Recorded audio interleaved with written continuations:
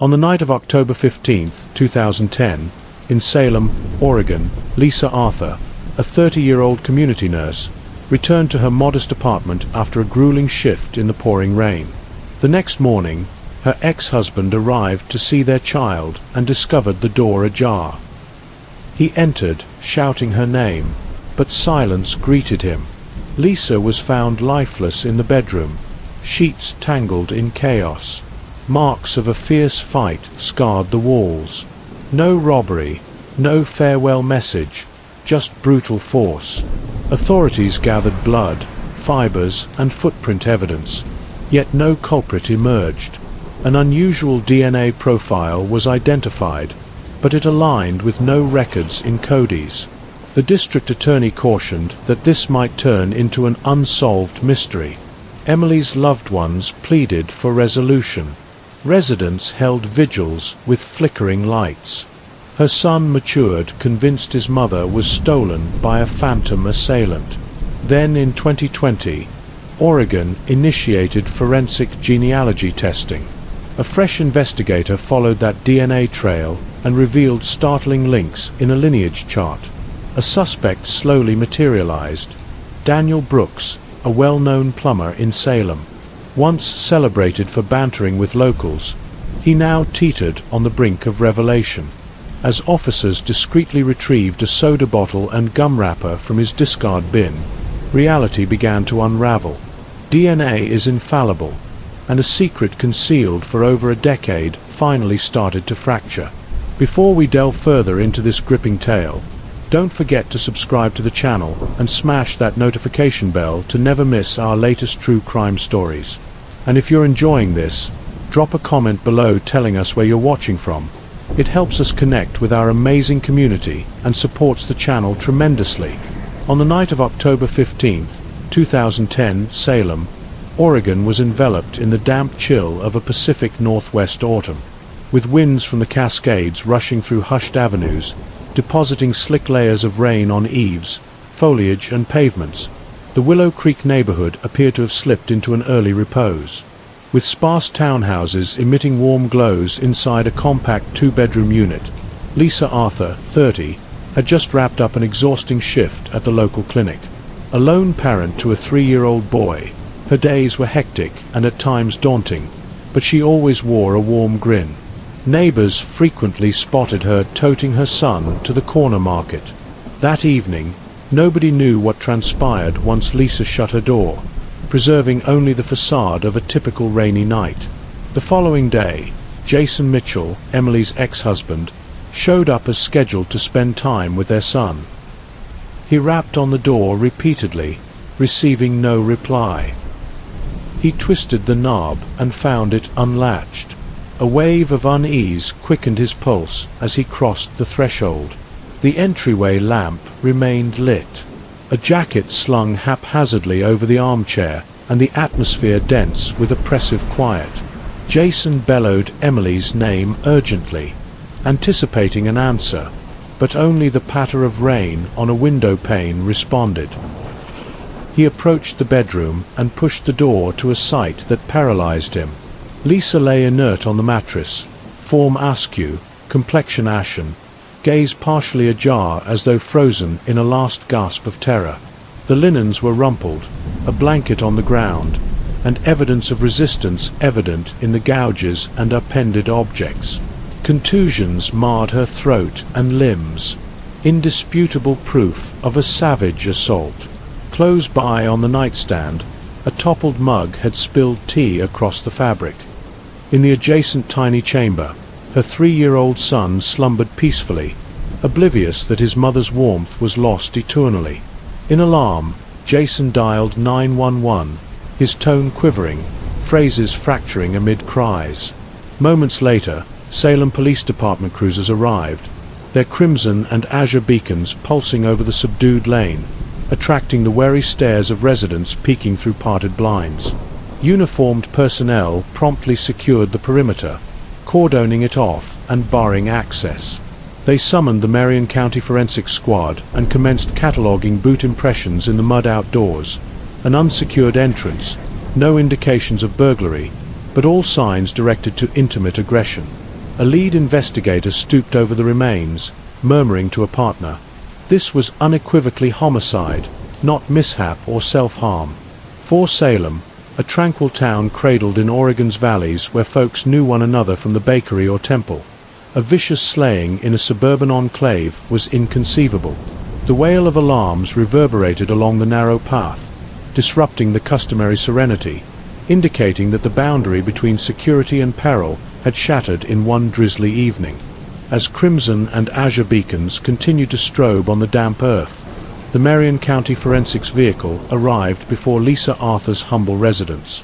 Specialists emerged, donned in crisp white protective gear, latex gloves, and laden kits. Without utterance, they acknowledged peers and commenced labor, aware each fleeting instant might obliterate delicate traces. Officers expanded the yellow barrier, enclosing the vicinity, compelling onlookers to cluster behind rain-slicked barriers. The already chilly breeze turned fraught and burdensome. A specialist started snapping images of the outside, the slightly open portal, the stoop bearing distinct boot marks from the walkway to the ingress. The impressions were pronounced, implying a substantial or rushed individual. Silicone casts were gingerly applied to safeguard them for subsequent matching. Every nuance, from scrapes on the risers to errant strands on a cushion, was documented with eerie accuracy. Within the bedroom, flashes from cameras illuminated incessantly, seizing the macabre tableau. Emily's form slumped on the bed, tresses disheveled, covers in turmoil.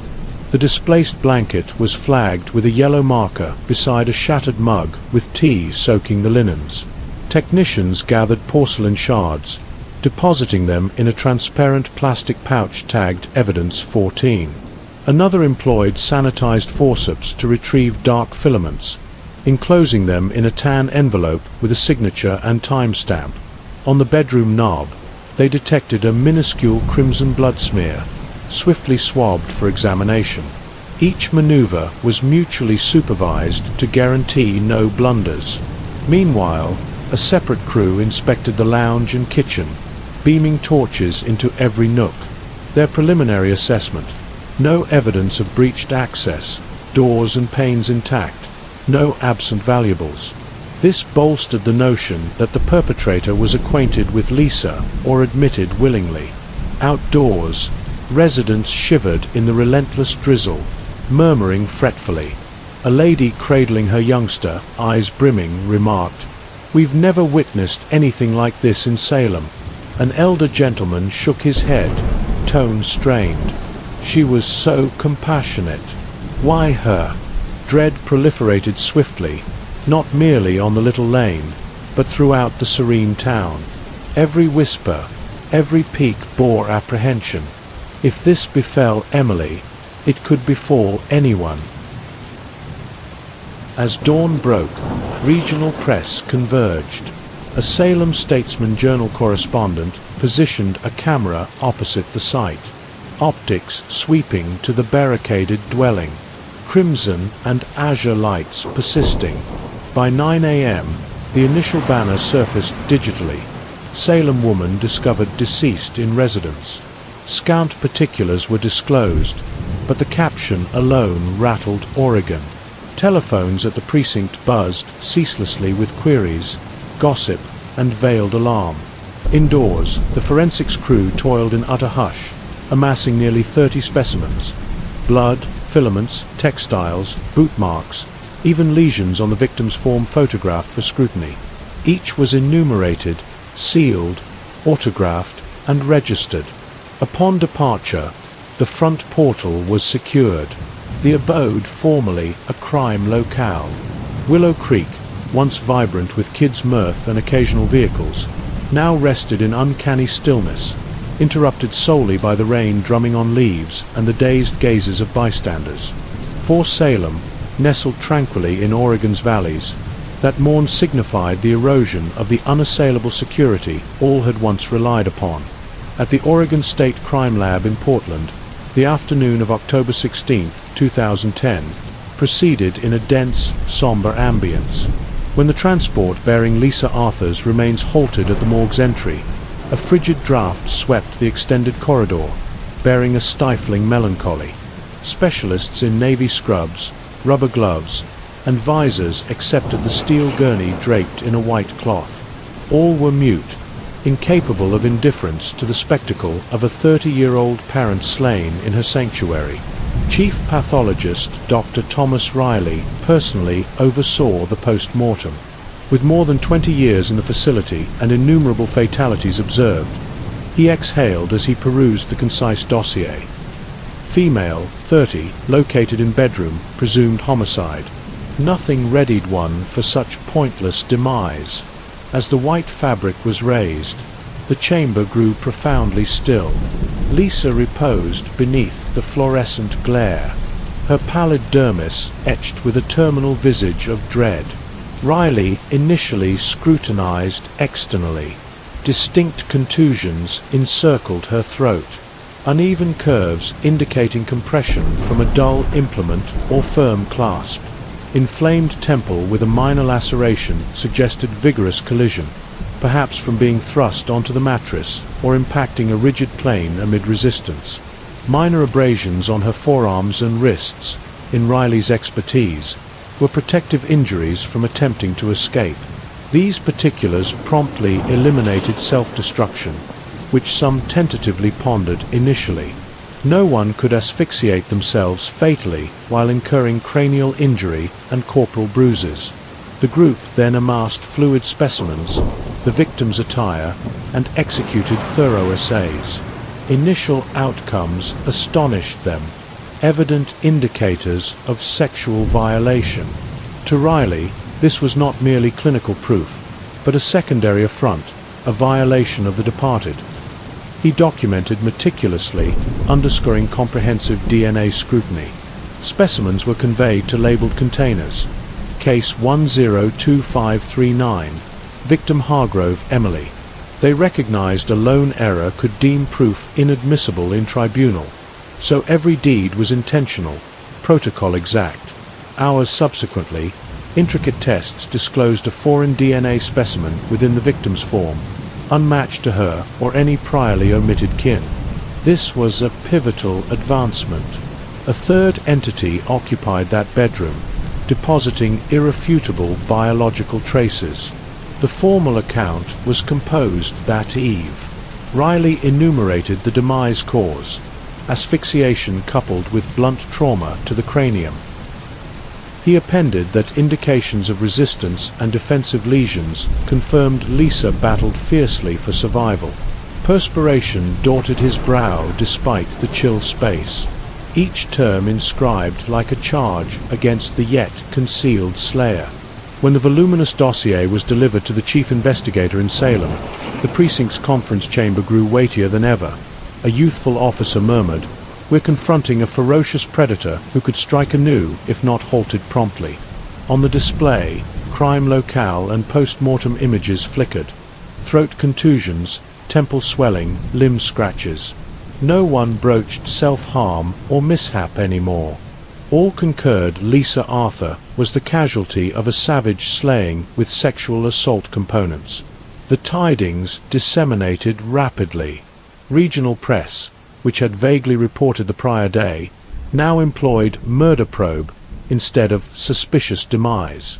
In Salem's populace, terror escalated. Young parents confided they no longer sensed secure solo at dusk. Guardians clutched their offspring firmer at shops or school retrievals. One fatality was sorrowful enough, but its happening in a bolted domicile in a peaceful district made all tremble. If Lisa could be slain thus, who was genuinely safe? For Jason Mitchell, Emily's ex-husband, the post-mortem findings left him dazed, seated mute for hours. Though separated, their bond centered on their son. He knew Lisa was resilient, not one to yield readily. Her slaying, paired with sexual violation, was a dagger twisting in his already fractured core. In the inquiry ledger, Chief Detective Sarah Jenkins inscribed a concise, haunting phrase: "The slayer left DNA. It's our sole route to him," but none knew then that route would extend a decade. meandering through impasses before yielding a jolt that would stun Oregon's populace. Once the post-mortem outcomes were publicized, the Salem Police Department advanced to the subsequent stage, refining suspects. With incontrovertible proof that Lisa Arthur was murdered, investigators recognized they must commence with those nearest to her, where incentives frequently arise most evidently. In a compact questioning chamber under stark fluorescent illumination, Jason Mitchell, Emily's ex-husband, was summoned first. He slumped, palms interlocked firmly, countenance fatigued from 2 insomniac days. Jason asserted that on the night of October 15th, he was at his siblings' residence in Salem's eastern outskirts and didn't depart, but authorities noted warning signs. Jason and Lisa had fiery disagreements over child guardianship, with judicial logs displaying strained sessions mere months prior to her passing. Though no familial abuse was documented, the incentive of guardianship privileges was potent enough to render him a primary suspect. An investigator queried bluntly, "Did you still care for Emily?" Jason hesitated, then uttered softly, "We had our variances, but I never wished ill upon her." His stifled tone didn't influence the authorities. They required proof, not sentiments. Next was Ryan Hayes, Emily's recent partner, a 34-year-old software engineer. He'd known Lisa for merely 5 months. Ryan maintained that on October 15th, he was viewing a football match on television with buddies, departing the tavern around 10 p.m. The issue: no receipts verified his attendance, and the companions affirming him were casual associates, not dependable attestants. His alibi was tenuous enough for authorities to maintain vigilant oversight. An investigator observed, "He appears cooperative, but his gaze averted when probed about 8 to 10 p.m., the interval when the victim was slain." Concurrently, authorities visited the neighborhood clinic where Lisa labored to interview associates. A colleague, Megan Lawson, stated Lisa concluded her shift at 7 p.m., changed attire, and bid farewell to all. Megan emphasized that Lisa appeared ordinary, exhibiting no indications of concern or pursuit. She vividly remembered Lisa saying, "Catch you tomorrow," before exiting. This aligned with the chronology authorities were constructing. Lisa departed employment at 7 o'clock, arrived home circa 7:30, and messaged her acquaintance Lisa Thompson at 8:30 p.m. In her final dispatch, Lisa penned, "Kids down. At last, some peace." That was the ultimate signal from her device, succeeded by utter quietude. Authorities didn't disregard district attestants. They rapped on every portal, inquiring if anyone perceived or observed anything atypical. An aged lady opposite recounted noticing Emily's illumination persisting later than customary around 10 p.m., but detected no odd sounds. A gentleman further along mentioned sighting a dark SUV cruising leisurely through the zone circa 8:45 p.m., but wasn't certain of its pertinence. These disjointed fragments were appended to the probe board, but they didn't yet coalesce into a lucid image. The preliminary suspect roster was inscribed on a whiteboard in the conference chamber. Jason Mitchell, ex-husband, guardianship conflict incentive. Ryan Hayes, new partner, ambiguous alibi, an unidentified resident with a dark SUV. Other potentials encompassed associate, or an outsider with entry to Emily. But presently, the emphasis lingered on the 2 males closest to her. Veteran investigators knew most household homicides originate from intimate ties.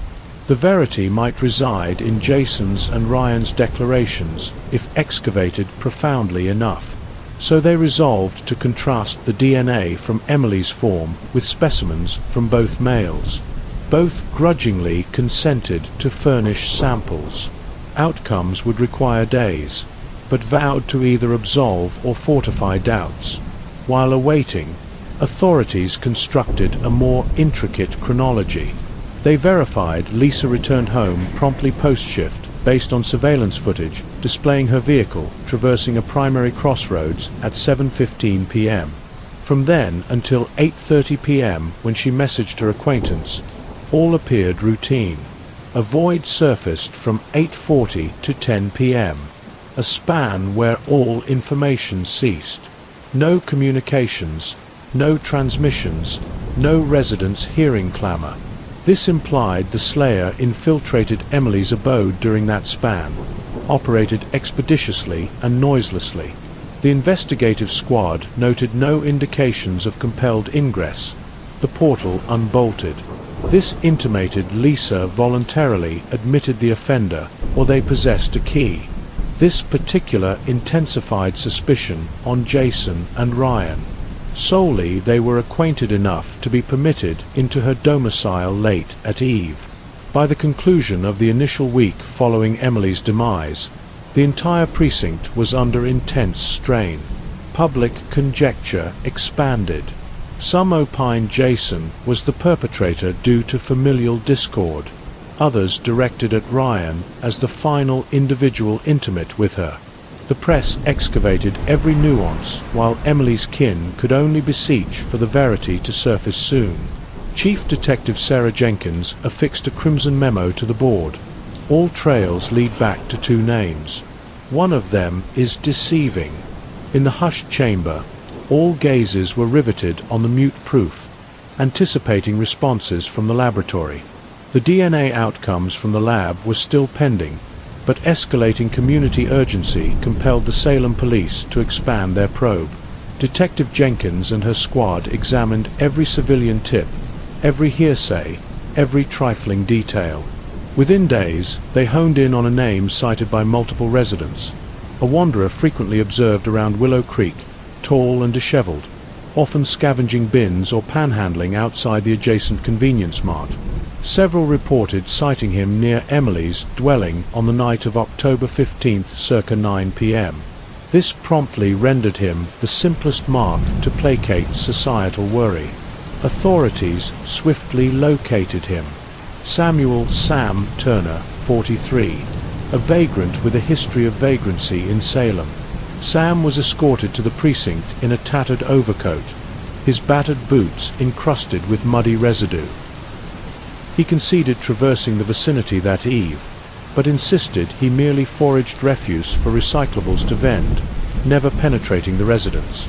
In the questioning chamber, Sam perspired profusely, his tone quaking as he confronted murder suspicion. Investigators noted discrepancies. His footwear was severely eroded, whereas the prints at Emily's stoop were crisp and profound. Furthermore, the DNA from the victim's sanguine would soon offer clarity.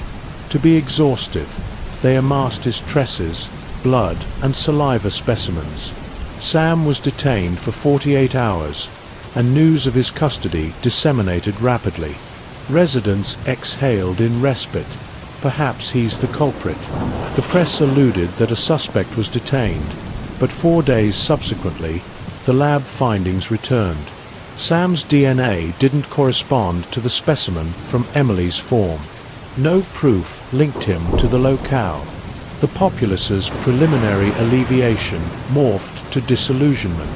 Sam was liberated, appearing drained, and vanished into Oregon's chill. Meanwhile, another rumor arose. Some inhabitants murmured about a substance-dependent youth, Kyle Bennett, formerly apprehended for minor larceny in Salem Heights. A handful asserted having seen him in Willow Creek days preceding Emily's slaying, even soliciting at doors for funds. His illicit past made him unignorable. Authorities summoned him for interrogation in late October. Kyle, 27, emaciated and jittery, reek of opioids on his garb. In the questioning chamber, Kyle was restless. I had no part in it. That night, I was at my partner's camper viewing films all eve. When urged for verification, his partner affirmed they were together, but conceded they were intoxicated on narcotics, unable to recollect precise times. This intensified police doubt. Kyle's DNA was dispatched for analysis, his shoes and attire scrutinized. but the outcomes once more impeded the inquiry. No correspondences. Kyle was indicted for substance possession, but exonerated of the slaying. Two prospective suspects, an innocuous vagrant and an addict, were freed. The regional press, aspiring for a revelation, commenced querying the authorities. Are they pursuing erroneous paths? Many in Salem questioned the officials' proficiency. At town assemblies, Emily's parents sat wordlessly, their gazes ablaze with ire as groundless gossip about their daughter circulated. To them, the authorities' chase of false trails not only squandered vital time, but besmirched Emily's image, a benevolent, committed lady who never injured anyone. In the precinct's conference chamber, the whiteboard was strewn with stricken names. Only Jason Mitchell and Ryan Hayes persisted prominent from the outset. But if they were absolved, who was the slayer? Why didn't the DNA align?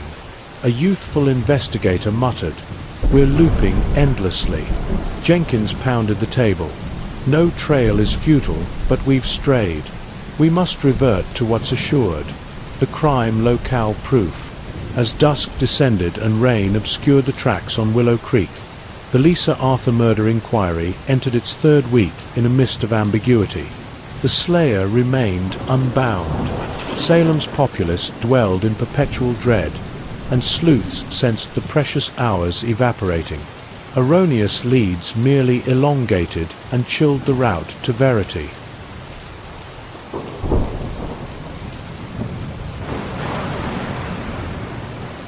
As the two prospective suspects were exonerated, and the Lisa Arthur case reached an impasse, the burden on the Salem Police Department stemmed not solely from the dossiers on their desks, but from the mourning individuals beyond.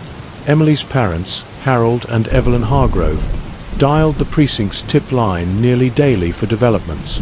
Harold's voice grated over the line. "Have you uncovered anything yet? Each day that elapses, I envision the slayer roaming free." Evelyn, stifling sobs, repeatedly requested to view inquiry files or images merely to sense Lisa wasn't overlooked. Their despondency sliced like a blade into the sleuths, who comprehended they couldn't furnish responses while adrift in a labyrinth themselves.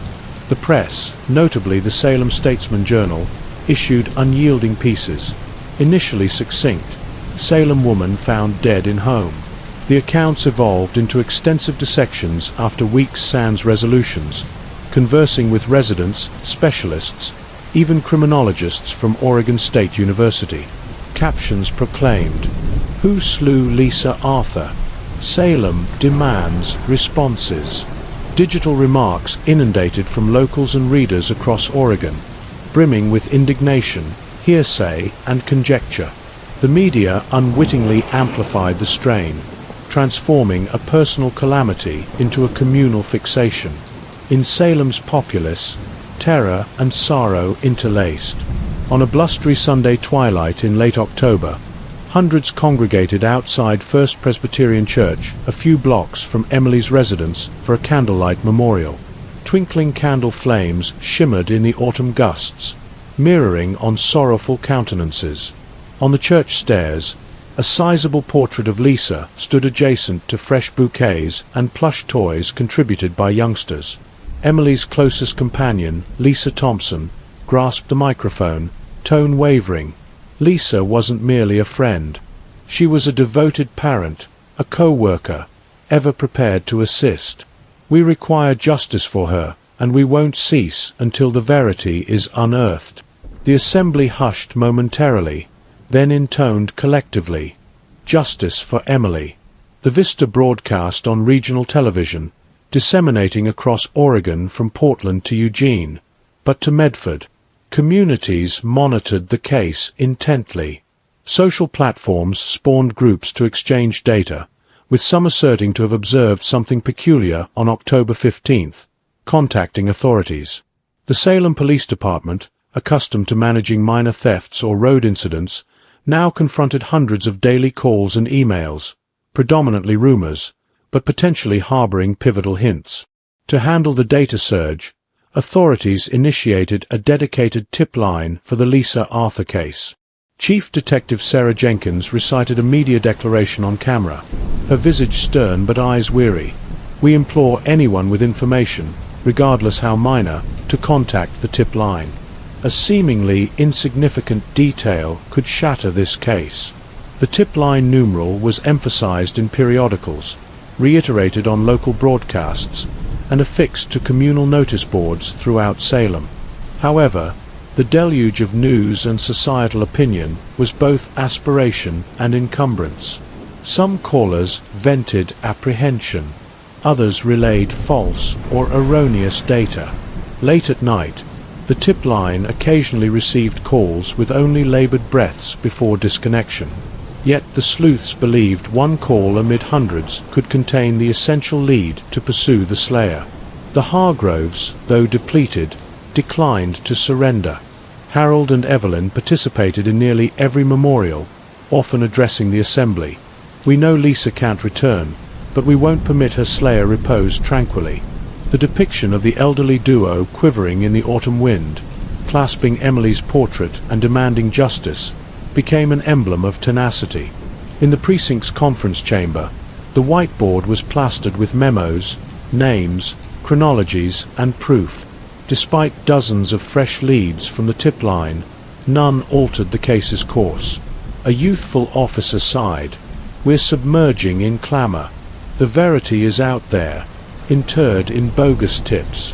Jenkins clutched a stylus, replying, "We can't relinquish. The public may press us, but from them, a solitary clue could guide to the slayer." As October concluded, the Lisa Arthur case was no longer merely one family's narrative. It became Salem's shared agony, a profound fissure in the security long presumed. Inhabitants persisted igniting candles and beseeching while authorities sifted through the obscurity of overlapping leads. But one query resounded in all minds: who slew Emily? And when would justice articulate? If this story is resonating with you so far, hit that like button and subscribe if you haven't already. It really helps the channel grow and brings more stories like this to light. And let us know in the comments where you're tuning in from. Your support means the world. While Salem's populace lingered in astonishment with candles kindled nightly outside First Presbyterian Church, inside the precinct, Detective Sarah Jenkins and her squad knew the utmost pressure wasn't from the press or public, but from a diminutive vial containing the DNA specimen from Lisa Arthur's form. It was their most prized proof, capable of pinpointing the slayer or at least constricting the probe. On October 30th, 2010, the DNA was meticulously bundled, labeled Case 102539, Hargrove, Emily, biological proof, and dispatched to the National Cody's database. They aspired, even implored, it would correspond to a recognized offender from Oregon or elsewhere. While anticipating outcomes, the conference chamber's atmosphere was suffocating.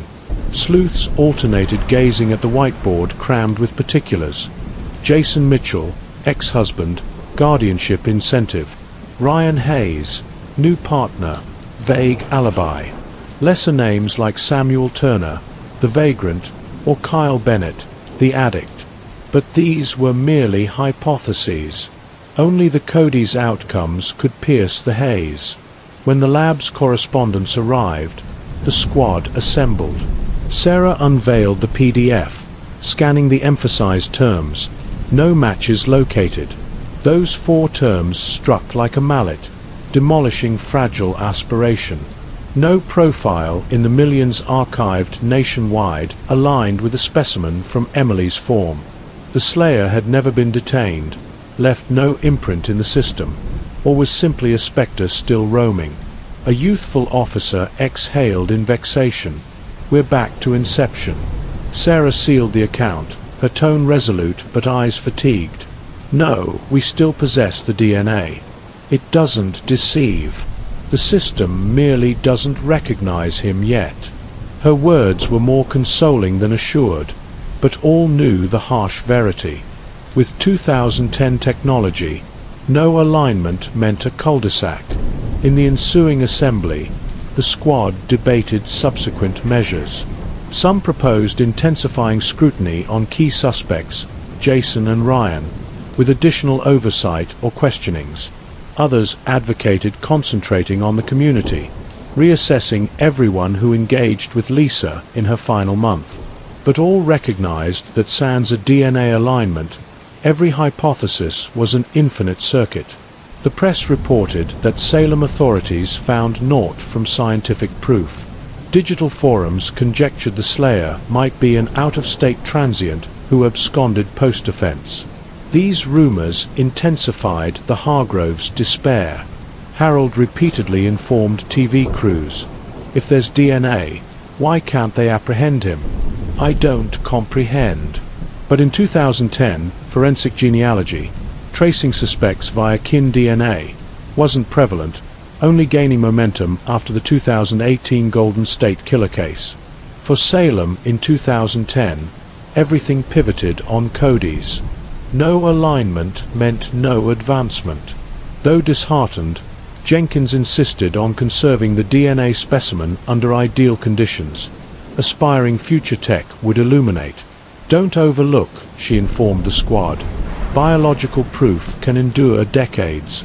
We don't know who slew Lisa yet, but he deposited a fragment of himself. One day, he won't evade." In the days that ensued, the case glided into the realm of a cold case. Authorities continued receiving hundreds of tip line calls, mostly irrelevant or fabricated. The Hargroves persisted attending memorials, clasping Emily's portrait, their gazes heavy with disillusionment. In everyone's thoughts, the case became an open lesion visible to all, sensed by all, but incurable. In the 2010 year-end report, the Salem Police Department inscribed a solitary line: "Primary proof, DNA specimen, no alignment in Cody's. Case remains active." Those arid terms couldn't seize the sleuth's frustration. Those who believed they grasped a golden key only to discover the portal to verity still barred. From thence, aspiration for resolving Lisa Arthur's case was a flickering blaze, awaiting a scientific wonder. By late 2011, after months sans progress, the Lisa Arthur case was formally categorized as a cold case. The voluminous dossier of attestant declarations, crime locale images, post-mortem outcomes, and Cody's reports was sealed, numbered, and archived in the Marion County Sheriff's Repository. On the dossier's binding, two stark terms, "open, unsolved," marked the termination of the preliminary endeavors. Over the years, fresh sleuths arrived and departed, sporadically reviewing the dossier, verifying particulars, but swiftly diverted to more pressing matters. Emily's case receded into antiquity, dormant on a chill wooden ledge with only dust and waning reports as witnesses. Despite their advancing years and fragility, Harold and Evelyn Hargrove persevered on a course they believed only unyielding pressure could compel justice to vocalize. In late 2012, they established the Lisa Arthur Memorial Foundation, initially to aid their grandson's schooling, but soon an emblem for the pursuit of verity. At benefit events, they narrated Emily's tale, omitting no agonizing detail to convey the inequity. "We don't merely wish to commemorate Emily," Harold stated at a charity gala to scores. "We want to guarantee her slayer never reposes easily." Regional press maintained the case. Annually, on the anniversary of Emily's demise, the Salem Statesman-Journal issued reminders, but her parents actively propelled the narrative further. They reached out to producers of cold case programs like Unsolved Mysteries and 48 Hours, forwarding declassified dossiers, crime locale images, and vintage news excerpts. When a segment on Lisa broadcast in 2015, Salem relived the anguished recollection. Cameras captured Evelyn in her lounge clasping Emily's portrait, uttering, "I'll never halt until my eyes shut. I'll continue summoning the slayer, even if he hasn't revealed his countenance." Her terms resonated like an oath. The nationwide broadcast aided Emily's narrative to proliferate further, becoming a paradigm instance of justice postponed. At symposiums on enhancing homicide probes, experts referenced the case to under the constraints of early 2010s forensic tech. DNA and proof existed, but sans matching instruments, the offender eluded. Lisa Arthur could have had justice earlier. An authority at a 2019 Oregon Criminology Symposium remarked, if forensic genealogy had been accessible then. In Salem's community, Emily's name acquired a significance beyond a person. At yearly memorials where hundreds of candles illuminated outside First Presbyterian Church, kin of other unresolved slaying victims joined. They viewed Lisa as a communal symbol for all essences sans responses. Placards outside the church proclaimed, "Justice for Emily, justice for all." Emily's son, then 10 years old, stood amid the throng holding a candle. His melancholic but steadfast gaze a living testament to his mother's incomplete heritage. Harold frequently confronted cameras for dialogues. On a regional radio show, he once said, "People claim time mends lesions. For us, time only deepens the ache because every year that transpires is another year the slayer roams free." Evelyn opted to compose missives posted on community forums and dispatched to state lawmakers.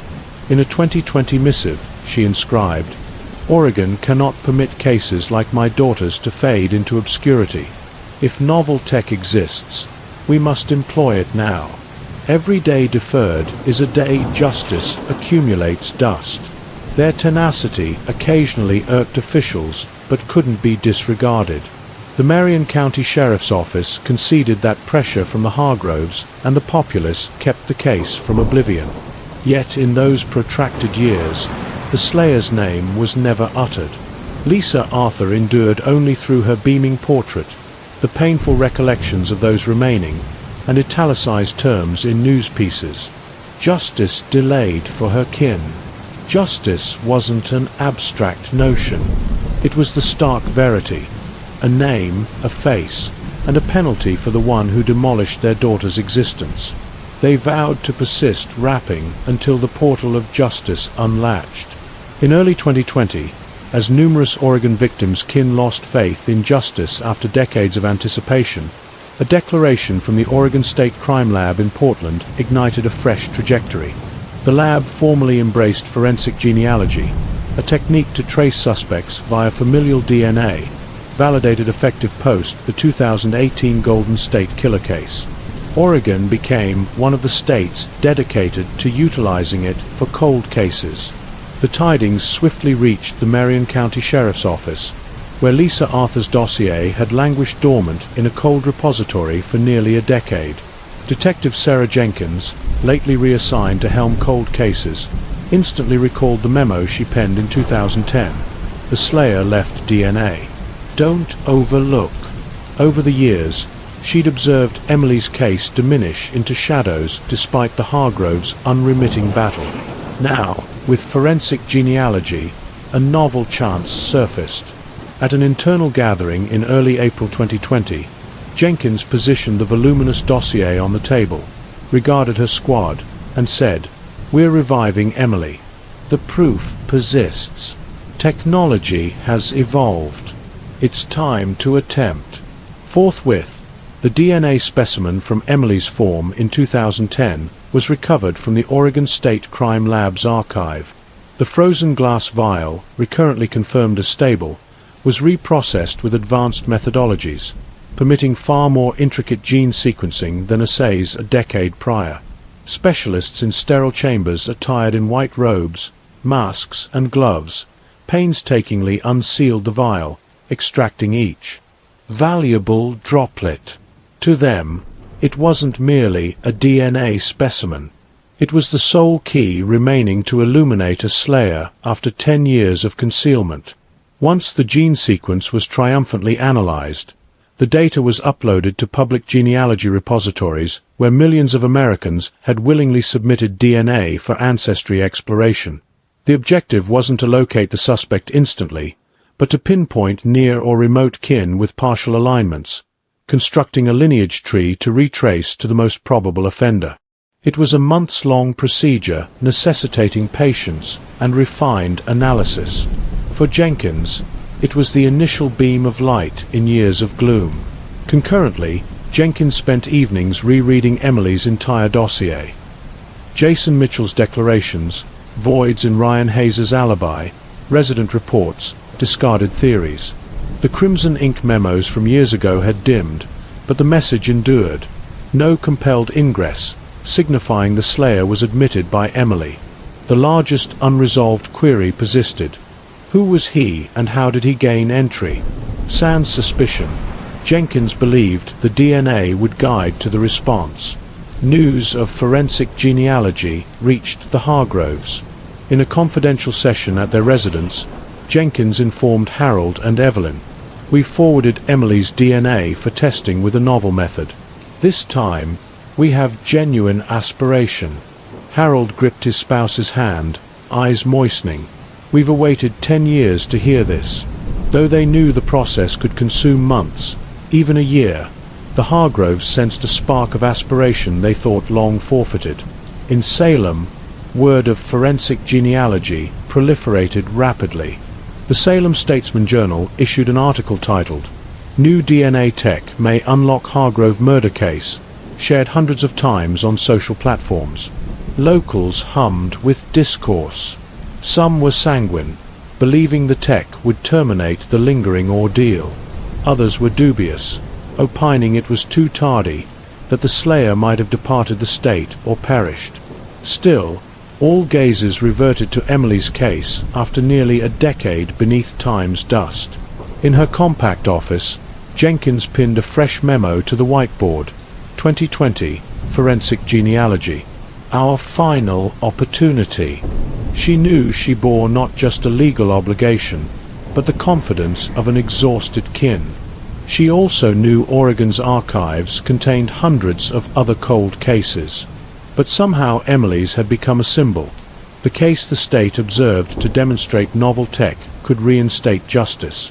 During protracted nights in Portland, as apparatuses tirelessly dissected gene segments, Jenkins sat in her office gazing at Emily's portrait on her desk, a young lady with auburn tresses cascading to her shoulders, a tender smile cradling her young son.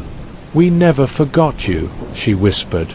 For the first time in years, those words weren't merely solace. They carried authentic aspiration. Nearly a decade of anticipation might soon be recompensed.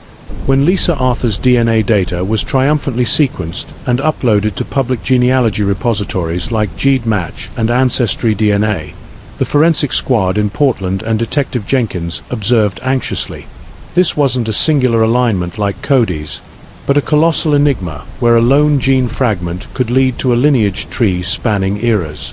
The initial alignments appeared on display. Not the slayer, not parents or siblings, but distant kin, fourth cousins, or further. Still, for analysts, this was the requisite commencement. A noteworthy alignment came from Ancestry DNA, a senior gentleman in Lane County, Oregon, over 150 miles from Salem. He had no illicit record, having submitted his DNA for heritage research. This happenstance opened a lead.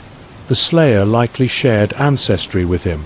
Genealogists commenced reconstructing the man's lineage tree, extending across generations from early 20th century Oregon pioneers to branches migrating to Washington and California. Jenkins collaborated closely with an external genealogist. On a vast board, they sketched crimson lines linking branches, names, birth dates, and abodes. From one stranger's name, a tree with hundreds of individuals materialized. But Jenkins knew only one could be the slayer. Their duty was to narrow the perimeter. Further scrutiny revealed the ancestry diverged into three primary branches after the great-grandparents' era. One long established in Eugene, another relocated to Bend, and a third dispersed across Salem and proximate regions since the 1980s. The third branch was immediately highlighted in crimson. If the slayer had access to Emily, he almost certainly resided or labored near Salem in 2010. The ensuing nights, the squad immersed in data, poring over birth logs, death certificates, nuptial permits, even antique newspaper clippings. Each fragment constricted the scope. The expansive lineage tree was pruned, leaving 3 probable lineages. Within each, they targeted males aged 30 to 50 in 2010, fitting the DNA profile and offense conduct. The preliminary list of over 25 names diminished through eliminations based on domiciles and personal histories. By mid-autumn 2020, Jenkins's whiteboard listed 3 surnames, 3 distinct branches, one in Eugene, one in Bend, one in Salem. Beside each, she noted the count of living male members, their ages and basic profiles. "We're nearer than ever," she informed her squad, her voice steady but eyes aglow. "From an anonymous DNA specimen, we've constricted to 3 lineages. The slayer is concealed here." The Hargroves were apprised of the advancement. Hearing the lineage tree had been narrowed, Harold teared up. "I never envisioned this would occur. After all these years, we finally have a tangible direction." Evelyn gripped his hand, her eyes gleaming, though they knew the voyage was still protracted. In Salem, news of forensic genealogy disseminated through articles. Locals began to comprehend that this wasn't a gamble, but an intricate scientific probe. If they can pinpoint the slayer from remote kin in Lane County, a neighbor of Emily's remarked, perhaps we'll finally obtain answers. Aspiration, once quenched after years, flickered like a diminutive flame in the breeze. For Jenkins, the challenge wasn't concluded. Narrowing to 3 lineages was merely a midpoint. The subsequent step was examining each person in those branches, gathering indirect DNA specimens, and comparing them to the original. But for the first time in nearly a decade, the path was clearer. The slayer was no longer a nameless shadow. He was ensnared within 3 surnames, 3 family branches, 3 roads awaiting traversal to the terminus. Among the 3 lineages pinpointed through genealogical scrutiny, one name surfaced, impossible for Detective Sarah Jenkins to disregard. Daniel Brooks, 49, a longtime Salem plumber. Brooks's name wasn't unfamiliar to authorities. He was questioned in late 2010, weeks after Lisa Arthur's demise. Back then, he resided just a mile from Emily's home, often visiting Willow Creek to service pipes for steady clients. He had a minor record of aggression, 2 tavern brawls and a penalty for menacing his ex-spouse during their separation. Though not a grave felon, his ire and proximity to the locale had raised alarms. But in 2010, DNA tech couldn't specify anything concrete, and his declaration, though unsteady, wasn't sufficient to indict. As the case chilled, Brooks's name was interred amid dozens of other suspects, fading into hush. Now, with fresh forensic genealogy data, Brooks re-emerged in the Salem branch, one of the 3 crimson-highlighted lineages.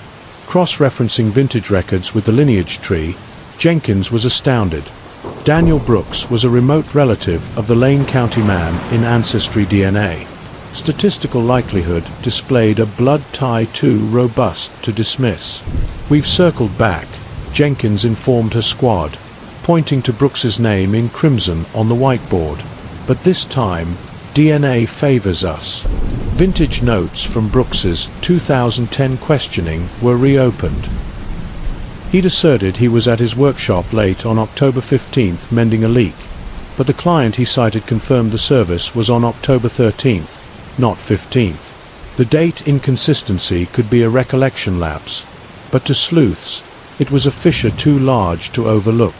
Additionally, Brooks's stated departure time from the workshop didn't align. He said 10 p.m., but a neighbor reported the workshop lights off around 8:30 p.m., the window of Emily's slaying. Moreover, a small but peculiar detail from 2010 stood out. During questioning, Brooks had a lengthy abrasion on his forearm.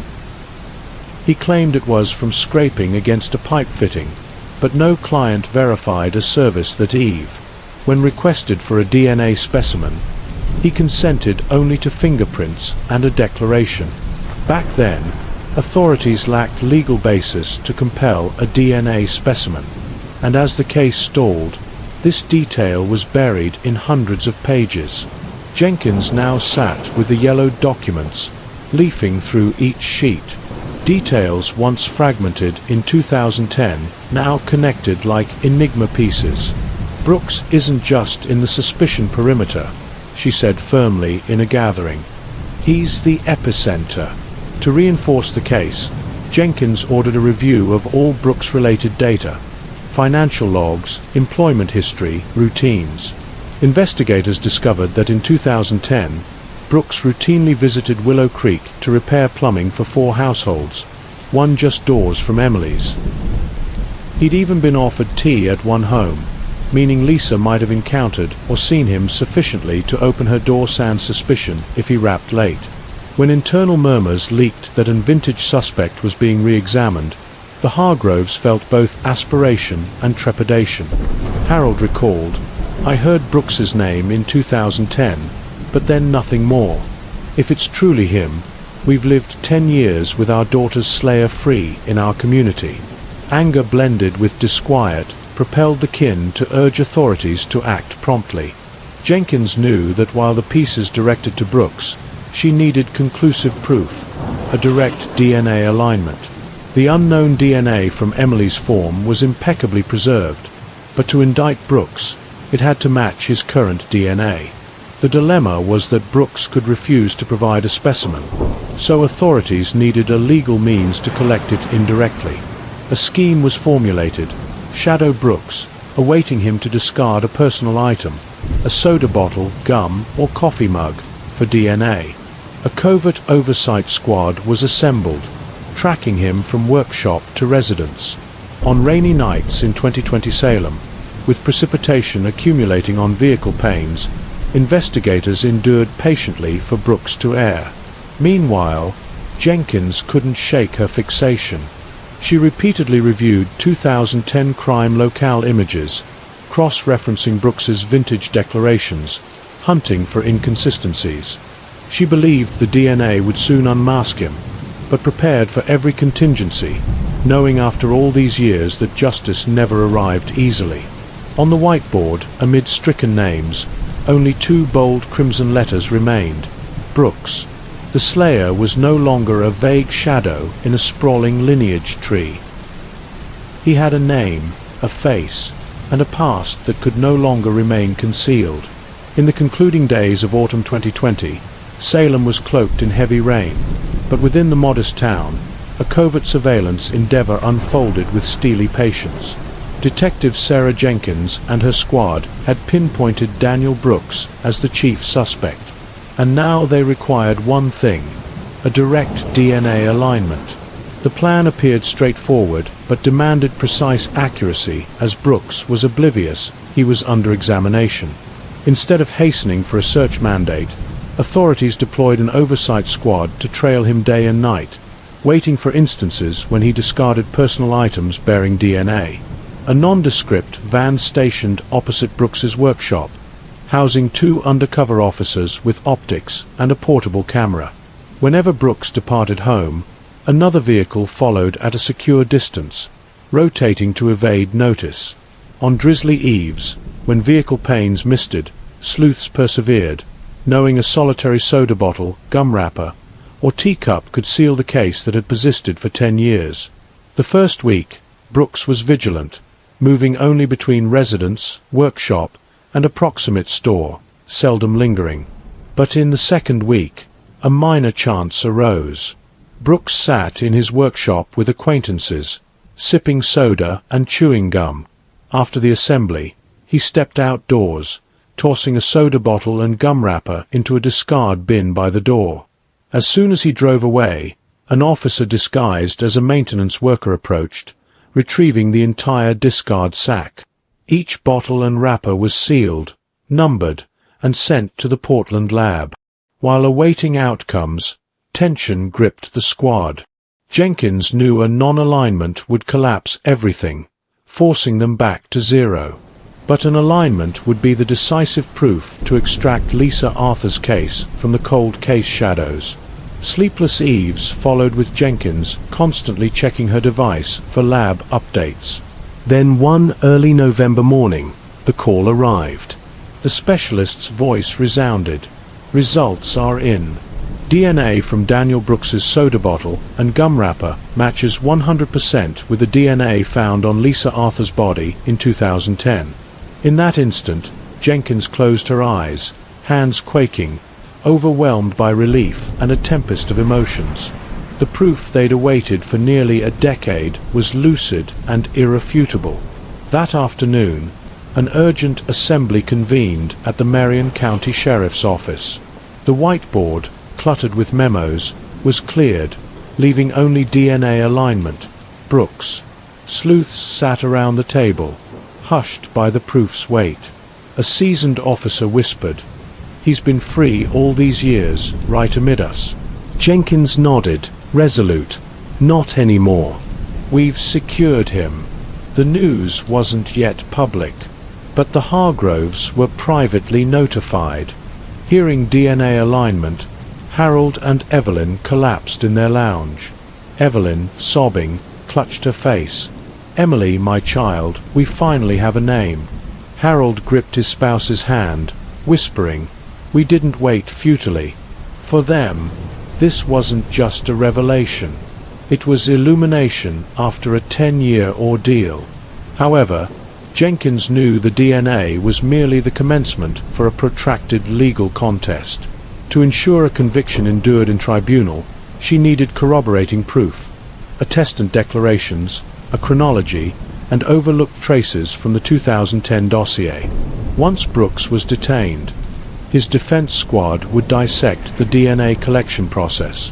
But Jenkins believed that with a flawless alignment, they held the strongest asset.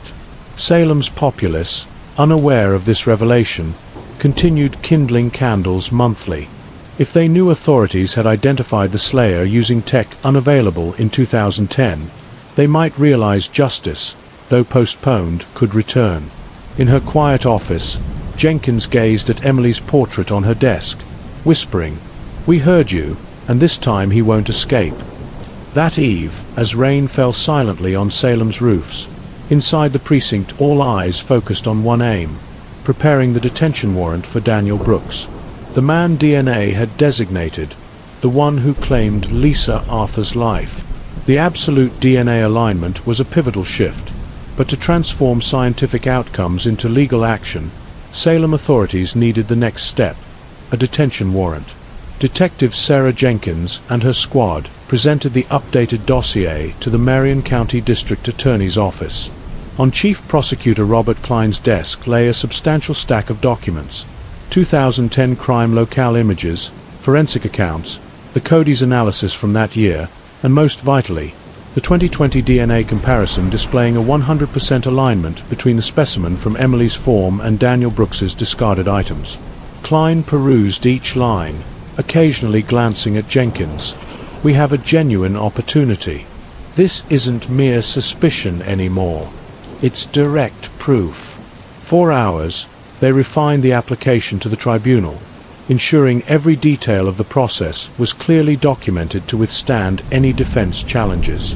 Klein added, "The DNA specimen was collected from discarded items in public, legally sans warrant, sealed, and fully chain of custody compliant." When the dossier was complete, he handed it to Jenkins for her investigative autograph. "Jenkins, how long have you awaited this?" She sighed, voice hoarse. 10 years. And now it's time." The next morn, in the serene Marion County District Court, Judge Patricia Hayes leafed through the voluminous dossier, removing her spectacles. She regarded Klein and Jenkins. "This DNA proof is persuasive. I see no cause for delay. I'm endorsing an emergency detention warrant for Daniel Brooks." The sound of her stylus on paper echoed like a toll of reckoning. The warrant was stamped in crimson, effective forthwith. Returning to the precinct with the warrant, Jenkins summoned an urgent task force assembly. On the board, she sketched Brooks's residence and workshop along with ingress and egress routes. "Brooks has a history of minor aggression, but we can't rule out opposition. He's acquainted with plumbing tools, and the workshop is full of potential arms. A sergeant suggested a nocturnal detention, but Jenkins shook her head. No, at night he has the upper hand. We'll proceed during business hours when he's occupied with repairs, less vigilant, and witnesses abound to deter impulsive deeds. The scheme was established. Thursday morning, the task force would approach the workshop at 11 a.m., when Brooks typically commenced but wasn't overwhelmed with patrons. 2 cruisers would obstruct the road's termini. An undercover squad would enter feigning inquiry about services, while the detention squad surged from behind. Every scenario was computed. If Brooks barricaded, they had a search mandate. If he resisted, an armed squad was prepared. But Jenkins emphasized, Priority 1 is a secure detention. No discharges. We want Brooks in tribunal, not in a pathologist's report. The eve before the operation, Jenkins sat solitary in her office. She placed Lisa Arthur's portrait on her desk, her gaze lingering on the young lady's tender smile. 4 years, this case had haunted her like an unsettled debt. Now, with the detention warrant in hand, she knew justice was at the threshold, but she also felt the burden. One error could unravel everything. She whispered like a vow, Emily, tomorrow we'll name him. On the morning of June 10, 2021, Salem's sky was bright, the crisp early summer air enveloping the avenue where Daniel Brooks's modest workshop stood. Since dawn, cruisers quietly positioned at both ends of the road while undercover task force members posed as patrons strolling into the workshop. At 11 o'clock, the workshop door was wide open, the whir of a water pump mingling with the clang of metal implements. Brooks in a stain-marked overall was bent inspecting a drain when a man in a denim jacket approached, querying loudly, "Got time to fix a leak?" Brooks glanced up, scowling, but before he could respond, the workshop's rear door burst open and 6 armed officers charged in, yelling, "Police!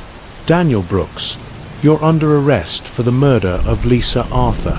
In that moment, Brooks stiffened, eyes widened, grime-covered hands stilled on the pipe. He stammered, "What is this?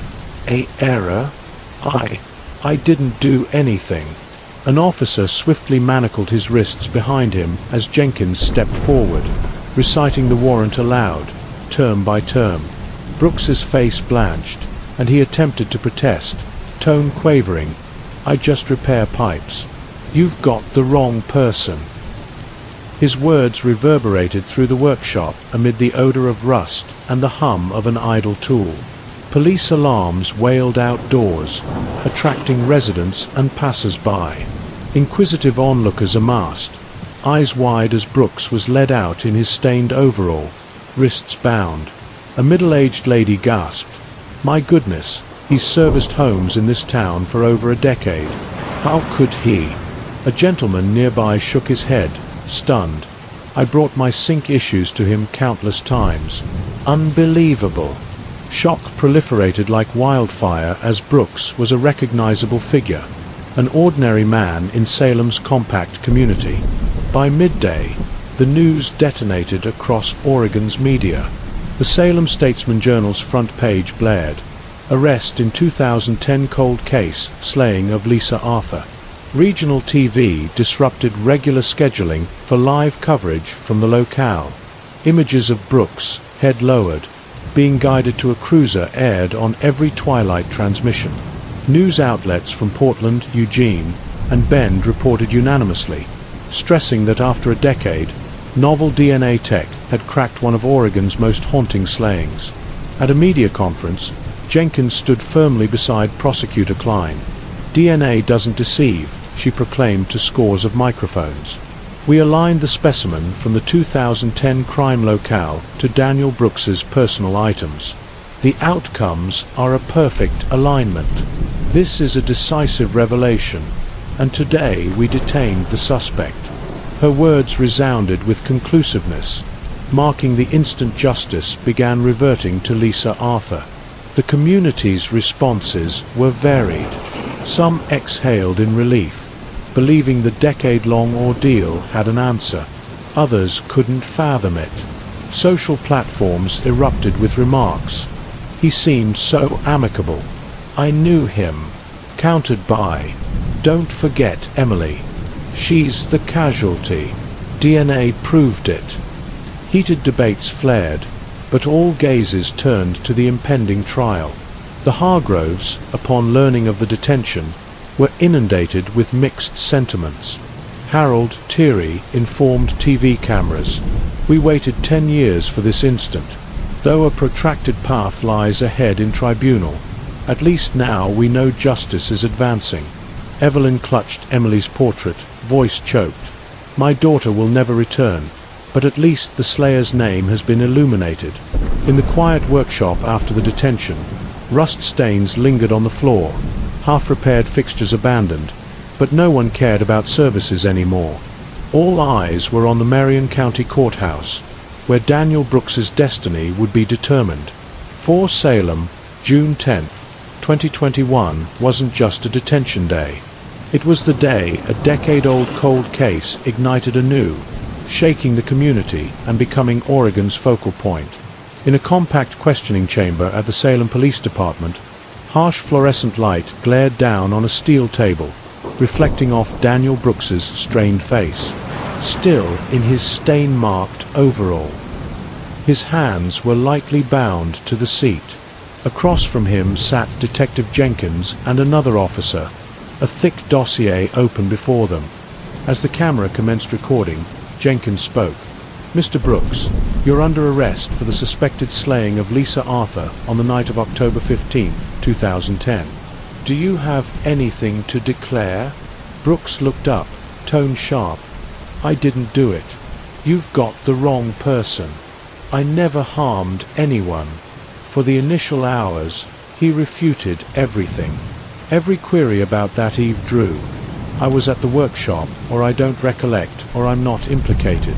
Jenkins patiently revisited his 2010 declarations, highlighting contradictions in dates and times, the abrasion on his arm. Brooks frowned, rapping the table, attempting to remain composed. "It's just a confusion. I repair pipes daily. Easy to forget details." But his gaze faltered whenever Emily's name arose. Then Jenkins placed a transparent proof bag on the table containing a sealed gum wrapper. She said slowly, "We recovered DNA from this. It aligns 100% with the specimen found on Lisa Arthur's body." Brooks froze briefly. His lips quivered, but no sound emerged. The chamber sank into heavy hush. He stared at the plastic bag, sweat beading on his brow. After minutes of silence, Brooks inhaled deeply, altering tone. I encountered Lisa once. Maybe my DNA transferred from before. Your misinterpretation." Jenkins leaned in, eyes locked. "Once? Elucidate. When? Where?" Brooks gazed at his hands, tone wavering. "I vaguely recall. She came to the workshop with her associate. I said hi. Maybe I was chewing gum, and DNA got on her coat. That's all." Jenkins couldn't suppress a faint wry smile, then said sternly, "Mr. Brooks, Dinah doesn't stroll from your workshop to the victim's bed. It doesn't materialize in her body. Don't underrate us." Her words sliced like a blade through the facade Brooks tried to erect. He squirmed, reclining, eyes darting. Over the next hours, Brooks shifted tactics. Sometimes he sat mute, gazing at the table. Other times he wove vague scenarios. "Maybe I visited her, but I don't recall clearly. Maybe I fixed something." But all were implausible, as no record displayed any relationship between him and Emily. Each new detail he fabricated, Jenkins countered with proof, exposing inconsistencies. After nearly 8 hours, Brooks's initial defiance diminished. His voice weakened, eyes reddened from strain and impatience. I didn't slay her," he reiterated, but sans conviction. as if trying to persuade himself more than refute the proof. In her report, Jenkins noted, the suspect visibly wavered when confronted with DNA proof, initially refuting outright. He later attempted to explain his DNA's presence, but his declarations were contradictory and illogical. This conduct suggests clear awareness of an undeniable verity. That eve, as Brooks was escorted back to his holding cell, his face was altered, no longer defiant, only burdened by anxiety. In the dim corridor, Jenkins watched, her heart heavy. She knew the legal battle ahead was protracted, but the largest turning point had arrived. The slayer was no longer a nameless shadow. He had a name, a face, and the cracks in his decade-long facade were manifesting. After the tense questioning where Daniel Brooks repeatedly refuted guilt, then scrambled for explanations for the DNA proof, Detective Sarah Jenkins returned to the vintage case dossiers, determined to answer the big query. Why was Lisa his target? Only by comprehending the incentive could they construct a complete image, convincing a jury this wasn't a mistake, but a deliberate, perilous act. The squad reviewed 2010 data, focusing on Brooks's workshop. In a seemingly minor log, they found Lisa had brought her home for plumbing repairs that fall, weeks before her slaying. A former aide who managed client intake recalled Lisa as a courteous young lady, often with a child in tow. This clarified that Brooks had direct contact with Emily, contradicting his claim of a single vague encounter. From this lead, a hypothesis emerged. During that brief interaction, Brooks may have developed an obsession with Emily, a solitary man dwelling in isolation with a volatile temper. He might have viewed her as both approachable and unattainable. This explained how he knew her address, confident enough to rap late at night sands, arousing suspicion. Investigators delved deeper. They noted Brooks's history of aggression toward women. His ex-spouse reported domineering conduct, threats, and occasional inebriated assaults. A former associate recalled Brooks making lewd remarks about female clients, once boasting he had his eye on an attractive one, definitely would see her again. These scattered pieces formed a troubling image. Brooks harbored obsessive tendencies, prone to violence when rebuffed. The incentive clarified. Emily, a young lone parent, may have become a target. Brooks sought to dominate, to satisfy distorted desires. When spurned or denied, his obsession turned to fury. Criminologists term this possessive aggression, beyond attraction, a need to subjugate and compel submission. In her analysis to Prosecutor Klein, Jenkins wrote, Brooks likely developed an obsession after their initial workshop encounter. On the night of October 15, 2010, he trailed Lisa home, approaching when she had just lulled her son. No compelled ingress suggests Lisa recognized him or didn't suspect him at her portal. When she rejected his advance, his violence ignited, leading to sexual violation and slaying. The Hargroves, hearing the hypothesized incentive, were stunned. Harold whispered, so she just brought her home for a routine repair, and that placed her in his sights. Evelyn covered her face, tears streaming, realizing Emily's tragedy stemmed from something so mundane. For the prosecutor, this incentive was critical.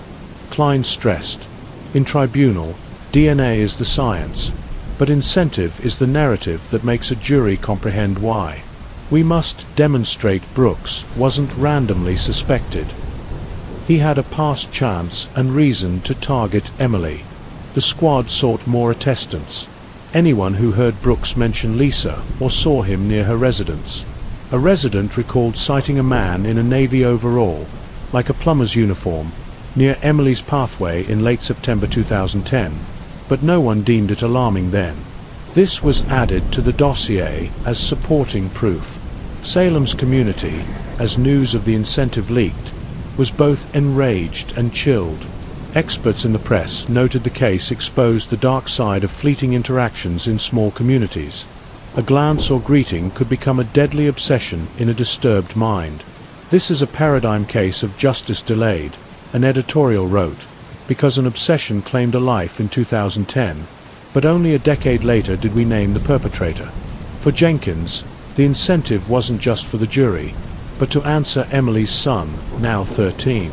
One day he'd query, "Why was my mom slain?" Now they had an answer. A man with a sick obsession, unable to accept boundaries, turned a chance encounter into a bloody tragedy. When prosecutor Robert Klein officially announced the DNA results in a private gathering with the Hargrove family, the small chamber in the Marion County Courthouse was steeped in tense hush.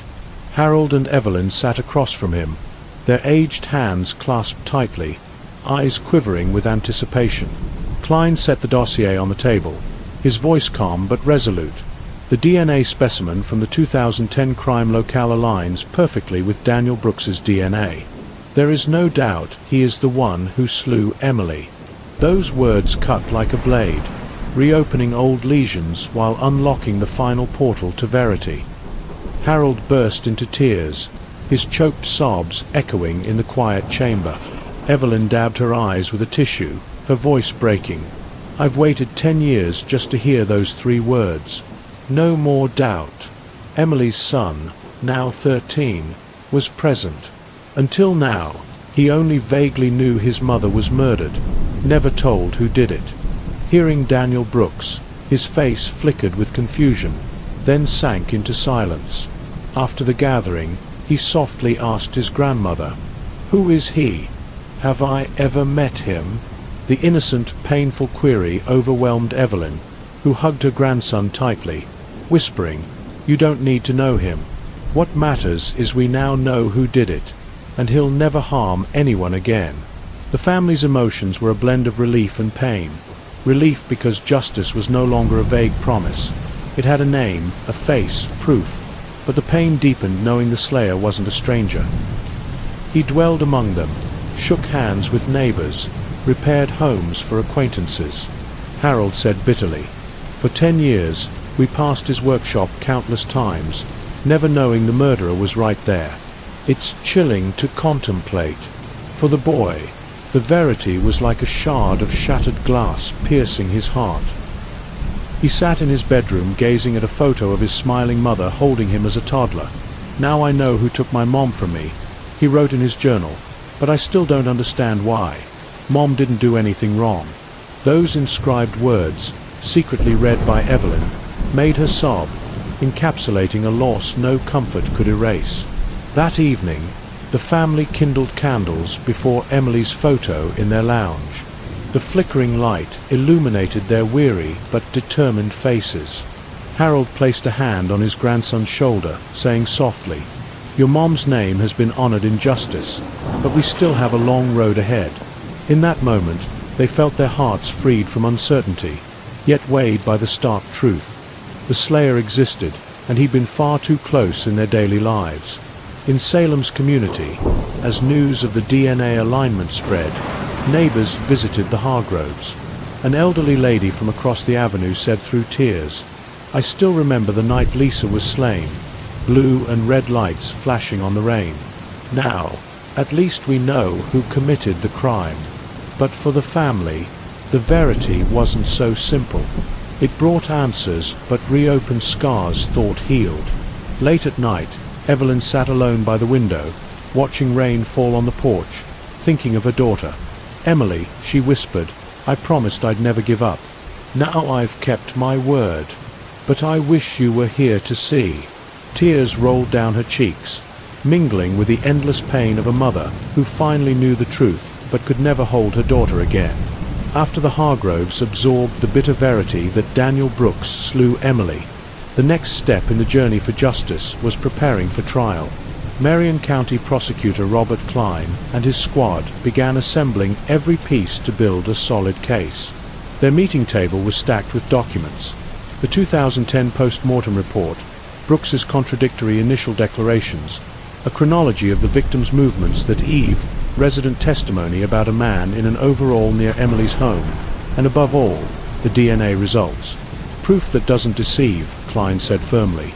"We must prove not only that Brooks was at the locale, but that he alone had the incentive and chance to commit the offense."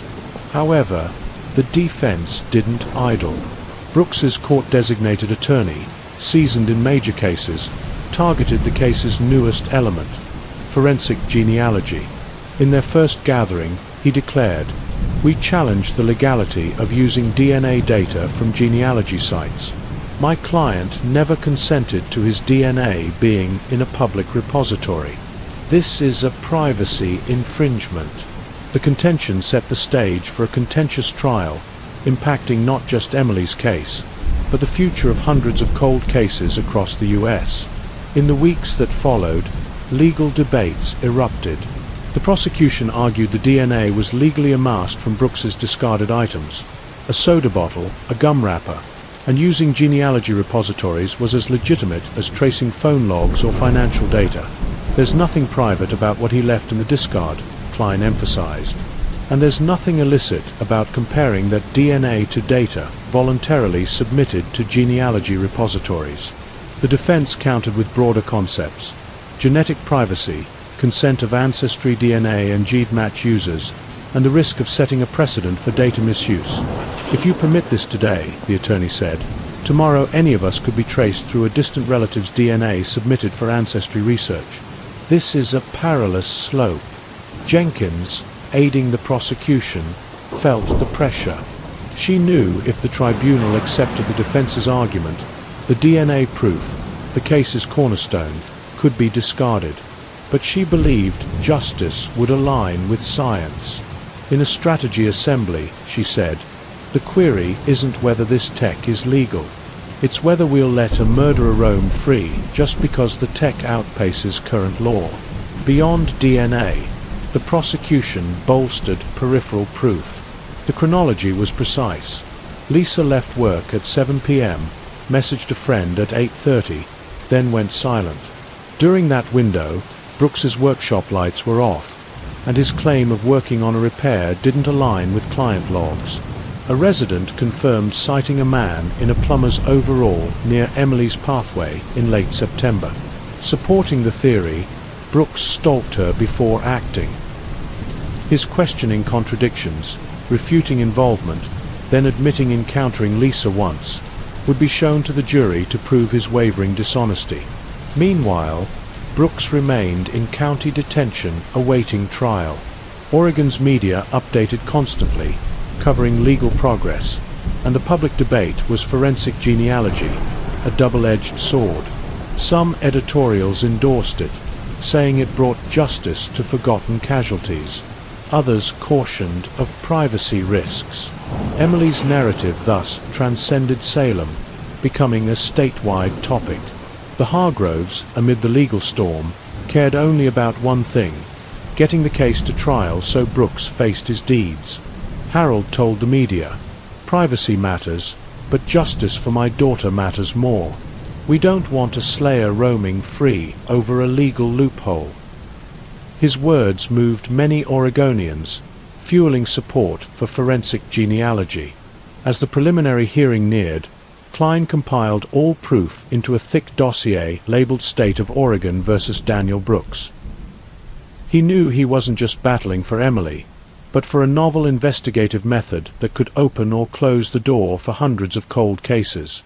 In Jenkins's determined gaze and the Hargroves' choked sobs, he found strength for the fierce legal battle ahead.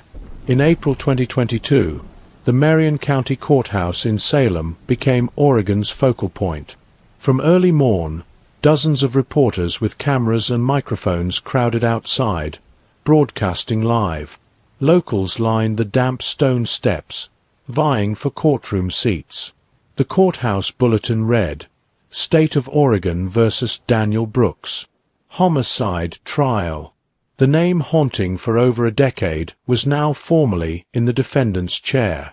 Inside, Daniel Brooks appeared in a creased navy suit, hair neatly combed compared to his detention day. He sat silently, avoiding eyes, as his two defense attorneys whispered beside him. Across the room, Prosecutor Robert Klein adjusted his thick dossier. Detective Sarah Jenkins sat in the witness section, her gaze fixed on the man she'd pursued for years. The Hargroves, Harold, Evelyn, and Emily's 13-year-old son, sat quietly in the front row, their faces a mix of resilience and grief. In his opening, Klein addressed the jury with a resonant voice. "Ladies and gentlemen, dinner doesn't lie. It doesn't forget, doesn't stray. And after 10 years, it points to one name, Daniel Brooks. He slew Lisa Arthur, mother of a 3-year-old, thinking he'd escape. But science brought him here today." The words silenced the chamber, pens scribbling furiously in reporters' notebooks. The defense countered. "We don't deny DNA was found, but we question, was its collection and use legal?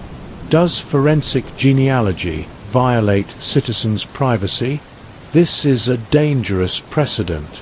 They stressed Brooks never consented to his kin's DNA being used for comparison. The justice versus privacy debate became the trial's flashpoint from day one. Over the following days, attestants testified. A resident recounted sighting a man in a Navy overall resembling Brooks near Emily's Pathway in late September 2010.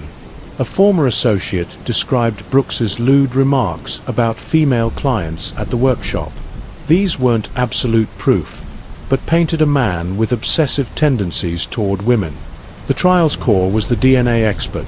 Dr. Elena Vargas from the Oregon State Crime Lab detailed the process from the 2010 crime locale specimen to the 2020 gene sequencing and alignment with Brooks's soda bottle and gum wrapper. The alignment is 100%. No other individual globally could align so perfectly unless it's Daniel Brooks, she affirmed. When Klein asked Dr. Vargas, "Can DNA be erroneous?" she replied curtly, "No." The courtroom buzzed. Her words later headlined, "DNA doesn't lie." The Hargroves testified too. Harold's voice recounted years of hopeless waiting, sleepless eves, and the moment the DNA alignment was confirmed. Evelyn, sobbing, faced Brooks. "You took my daughter, left my grandson motherless. Look at us and see your crime's consequences." The chamber fell silent, many wiping tears. Emily's son, now 13, wasn't a testant, but his sorrowful gaze moved the jury. The defense tried sowing doubt, suggesting DNA could transfer indirectly, that public genealogy repositories were invasive, but the prosecution fired back. Brooks's DNA wasn't on a sleeve or tool. It was in the victim's body. No one can explain that except his offense. In the third week, the jury watched Brooks's 2020 questioning video. His refutations, waverings, and claim of encountering Lisa once played on a large screen. His sweating face and darting eyes vivid. Klein stood, pointing. "This isn't an innocent man's words. This is someone who knows DNA exposed him and is desperately seeking an out." 4 weeks. Reporters covered every detail. The Salem Statesman-Journal called it the trial of the decade. Oregon radio aired constant commentary, debating DNA tech's legal implications. In cafes, locals argued. Some couldn't believe the familiar plumber was a slayer. Others said the proof was undeniable. As the trial neared its end, tension peaked. Klein closed his prosecution with a powerful statement. Lisa Arthur can't defend herself anymore, but science spoke for her. Don't let justice be delayed again. Deliver the verdict she deserves. The chamber fell silent. All eyes on the jury who'd listened for weeks and now held Daniel Brooks's fate. When the jury returned, the Salem courtroom's air was thick, as if everyone held their breath. The 12 members, faces solemn, took their seats. Judge Hayes asked the familiar question, "Have you reached a verdict?" The jury foreperson stood, holding a trembling paper. "We find the defendant, Daniel Brooks, guilty of first-degree murder. Recommended sentence, life without parole." In that moment, the chamber erupted with sobs, sighs of relief, and stunned silence. Brooks sat motionless, face pale, eyes blank on the floor. His attorneys bowed their heads, knowing arguments about privacy or DNA procedures couldn't save him. The judge delivered the final sentence, voice firm. Daniel Brooks, you are sentenced to life imprisonment at Oregon State Penitentiary with no possibility of parole. You will spend the rest of your life in confinement, and justice for Lisa Arthur has finally been served. The gavel's bang ended the weeks-long trial. The Hargroves embraced, tears streaming. Harold, voice trembling, told reporters, "Justice came late, but it came. We promised we'd never give up, and today we kept that promise to our daughter." Evelyn held her grandson's hand, whispering, "Your mom's honor is restored. You can hold your head high." Oregon's media erupted. Evening news showed Brooks escorted from court with commentary. A decade-long cold case finally solved. Editorials praised the authorities' tenacity and DNA Tech's new era in probes. But beneath the triumph lingered a heavy truth. Salem faced the reality that a slayer lived among them for years, in a familiar workshop everyone visited. In town, candlelight memorials dwindled, replaced by community assemblies on neighborhood safety. Residents discussed bolting doors better, reporting strangers. Salem healed slowly, but Emily's memory lingered in a photo at the local library. A scholarship fund in her name, whispered stories in Main Street's small cafes. For the Hargroves, the verdict didn't erase the loss. Harold admitted, "We'll never truly close this chapter. Lisa will always be missing from our dinners, our holidays, but at least we no longer live in uncertainty." Emily's son, now a teenager, understood his mother died from a cruel act, but learned from his grandparents' resilience and belief that justice, though delayed, could prevail. Salem returned to daily life, but the collective wound never vanished. On rainy nights, as precipitation blanketed roofs, many recalled October 2010 when red and blue lights flashed on wet streets. Oregon's image remained serene, towering forests, quiet towns under rain. But beneath that calm, Lisa Arthur's memory and the case's shadow endured, a reminder that even in the safest places, darkness could creep. Only truth and justice could bring light, however late, to wounds that never fully heal. The story of Lisa Arthur and Daniel Brooks's conviction isn't just a cold case closed, but a mirror reflecting issues in modern America. First, it shows forensic tech's power. Without forensic genealogy, DNA comparison via ancestry repositories, Salem's mystery might have remained unsolved. This underscores the need to invest in science and investigative tech to protect communities and deliver justice even years later. Second, it warns of seemingly harmless daily interactions. Lisa simply sought a routine repair, becoming the target of a warped obsession. Communities must stay vigilant, encouraging women and children to report odd behaviors, however minor, to prevent tragedy. Third, the family and community's persistence is invaluable. Emily's parents never gave up for a decade, founding a memorial foundation and pressuring media, keeping the case alive. This proves that in America, citizens' voices can drive change, forcing the legal system to act. Finally, Brooks's life sentence without parole reminds us that justice, though delayed, retains its value. In a time when Americans often fear justice is tardy or unfair, Lisa Arthur's story affirms that truth finds a way if we persist and fight. If you found the story of Lisa Arthur's case and the decade-long journey for justice meaningful, please subscribe to the channel to stay updated on future stories. It directly supports us in bringing more true crime tales to you. Hit that notification bell so you never miss an upload, and drop a comment below telling us where you're watching from. Your engagement helps grow our community and keeps these stories alive. Thank you for joining us, and see you in the next video with more journeys to uncover the truth.